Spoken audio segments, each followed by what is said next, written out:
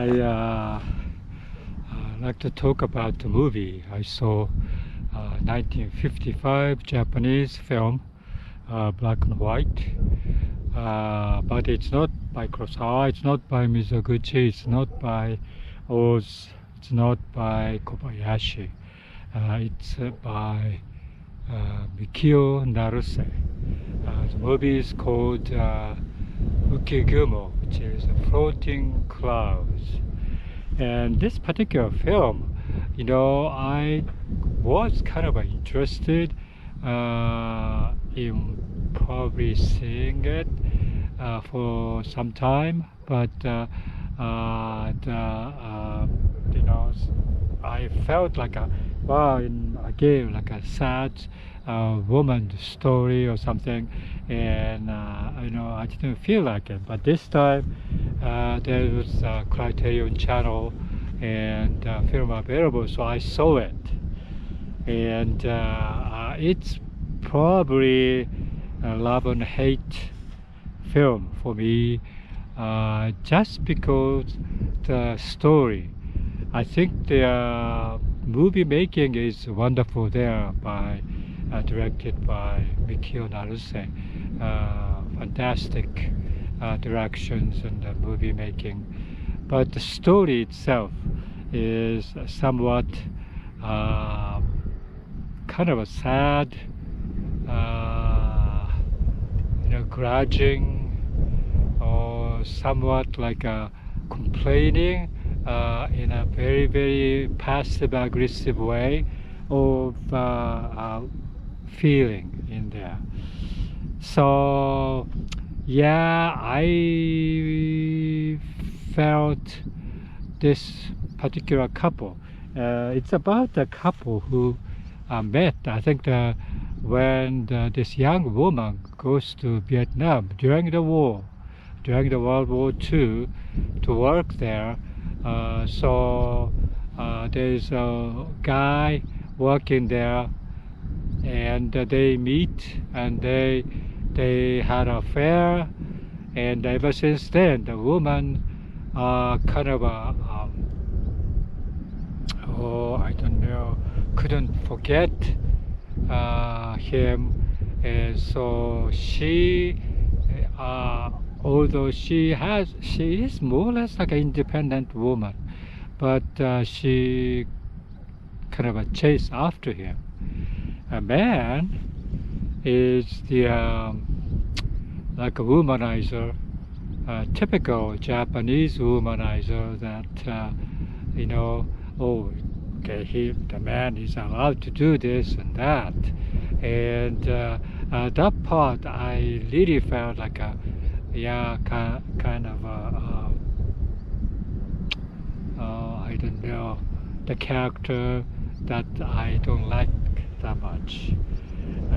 So this man is a womanizer, but this woman is a dedicated pursuer, more or less like a persistent pursuer.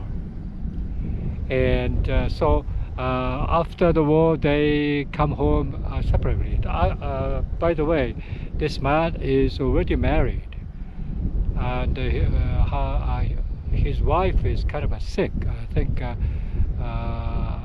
during that war, I think he went to Vietnam by himself. I think the wife was sick at home in Japan.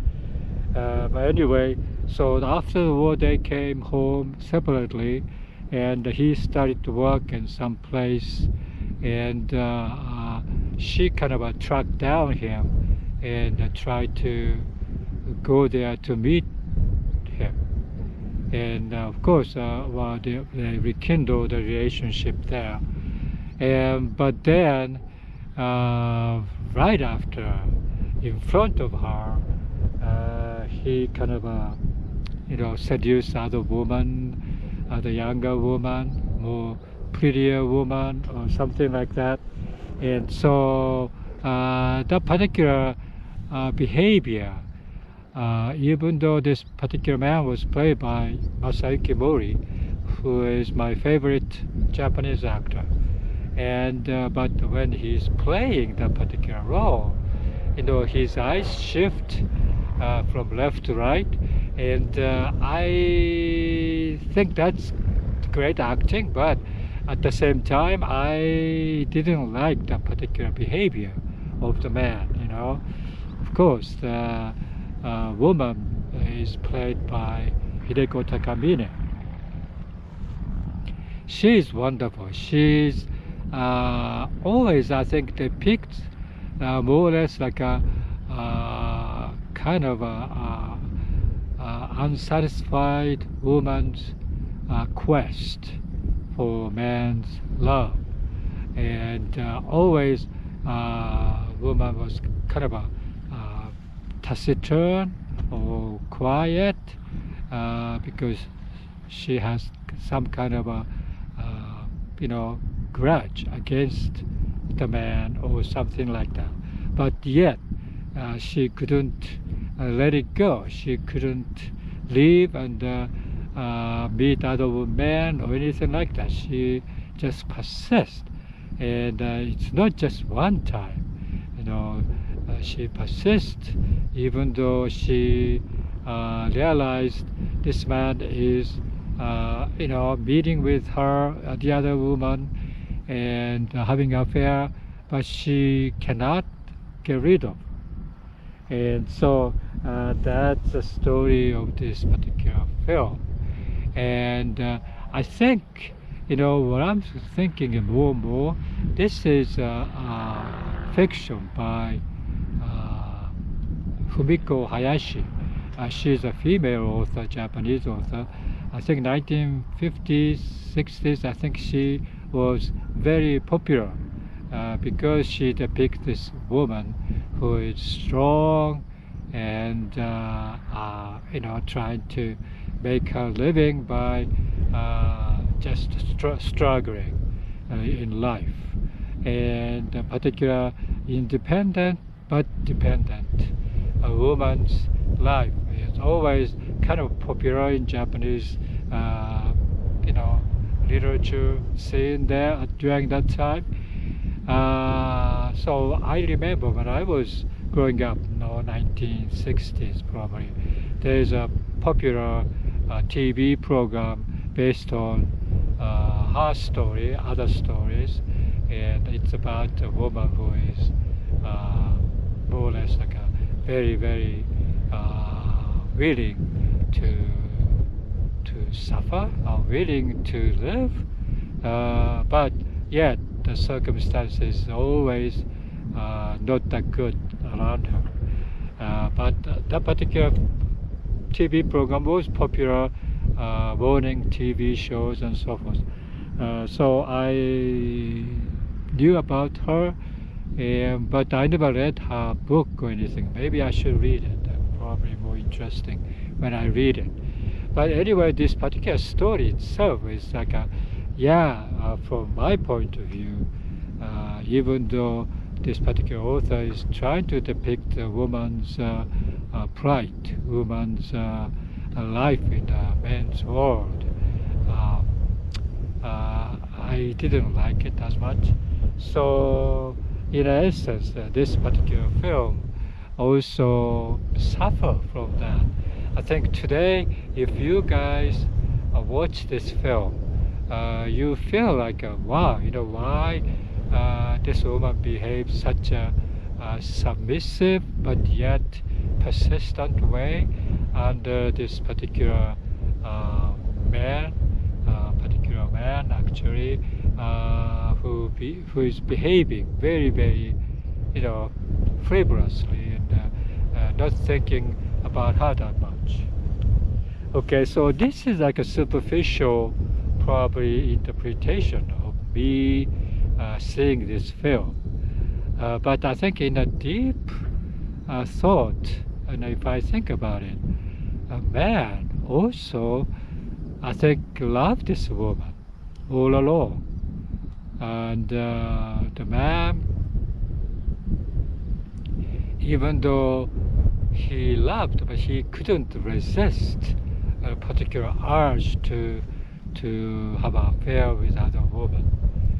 the particular thing is more or less like a, I would say like a, disease of some people, some men, and also Japanese society allows that particular behavior for men, because men are supposed to be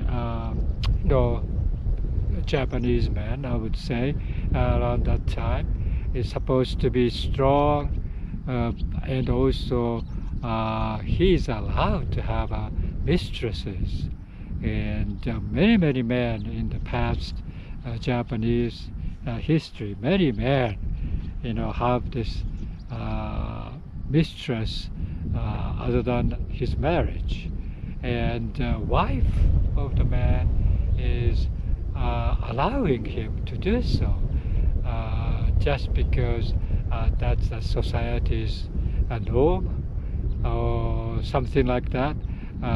Woman is supposed to be subservient regardless to the man, so wholeheartedly they accept that. And the particular culture today, I don't think it exists anymore. I think they are maybe much more independent and much more self-aware that that's not good. And so the woman-man relationship used to be more or less like a clinging and depending on each other so much. The woman is delegated to the second level in the workplace. So in that kind of a society, I understand that particular behavior exists. And so, but when I see it today, it's kind of uncomfortable a little bit, and you get kind of angry with that kind of a society's norm at the time. And I wonder, today I don't think it doesn't exist, but at that time, the women happy at that time. Men, I'm not sure they're happy or not. A man seems to be happy because he has the freedom doing whatever he wants. But women, I'm not sure they're happy. But it's under these circumstances, accepting it, they feel like they are guaranteed to have this particular status of position of a subservient woman. And so, yeah. But this particular film, this woman is depicted very persistent. Very persistent. Toward the end, the man goes to this Yakushima Island to work there. So he initially, of course, thought he is going by himself alone there. But the woman begged, and so he said, "Okay, you can come with me." And that particular scene is like a very strange, because it seemed like a man wasn't in love with her anymore, and it's okay for him to go by himself to Yakushima Island to work there. But for woman, it's not okay. She has to go with him because all her life depending on it, and so she goes there. But spoiler, she got sick, and she died there in the island. And the man was kind of taking care of her dead body and everything, and thinking of himself, what he did. Yeah, so that's about this story of Floating Cloud, and directed by Mikio Naruse. And I think his captivating this actor's skill to portray those characters are wonderful, especially this Hideko Takamine's acting is a very kind of pouting, mostly pouting because she is treated very, very badly by this man. But yet she couldn't just set, herself free, and so she cannot do that. So she's hanging on, and by doing so, her portrayal is very, very good there.